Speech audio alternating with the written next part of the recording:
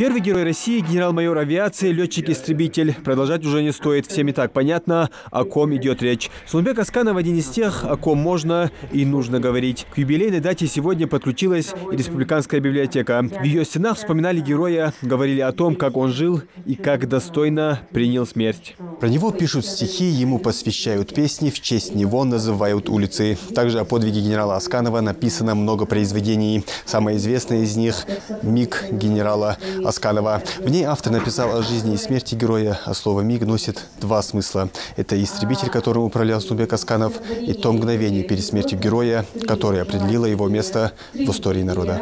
Книга Тагиева рассказывает о каждом этапе жизни и взросления Асканова. Автор был близко знаком с героем, был его близким другом и сослуживцем. Из книги Тагиева яствует, он много раз попадал в такие ситуации. И всегда он выходил победителем. Он всегда справлялся с машиной. На этот раз просто не получилось. Делал колони, дал голцов, массажер.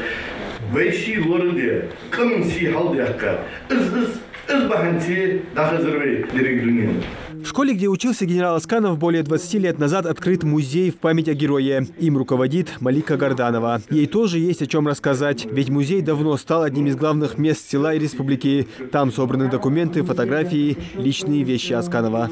Я хочу сказать большое спасибо всем тем, кто сегодня сюда пришел, чтобы вспомнить о нем, узнать, может быть, о нем еще что-то новое.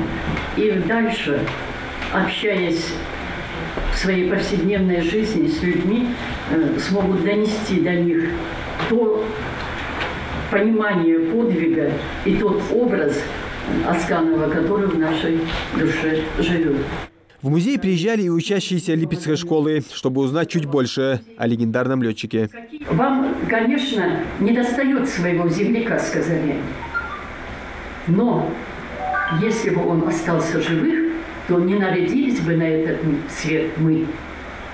И вот мне их слезы и их слова показали, что пройдет время, годы, века. Эти люди, ради которых он отдал свою жизнь, его не забудут.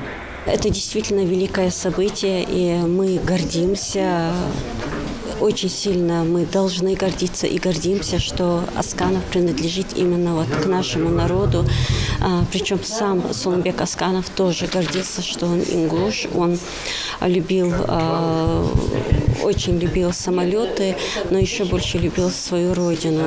Суланбек Асканов оставил след в истории современной России. Несмотря на сложное детство в многодетной семье, ссылку и долгое возвращение домой, он все-таки достиг своей детской мечты. Стал покорителем неба. Он был без преувеличения воздушным асом, а позже обучал этому и других. И из своего последнего боя, несмотря на трагедию и защищая других, вышел победителем. Он остался жив в памяти каждого из своих соотечественников. Настоящий офицер и герой. 2012 года аэропорт Магаз носит имя Суланбека Асканова, а перед входом в аэровокзал красуется памятник. Копия истребителя МиГ-29. Именно на таком летал наш герой. Он любил небо, людей и отчизну и погиб, оставаясь преданным каждому из этого списка. Муслим Ганиев, Асхаб Билакиев. Новости 24.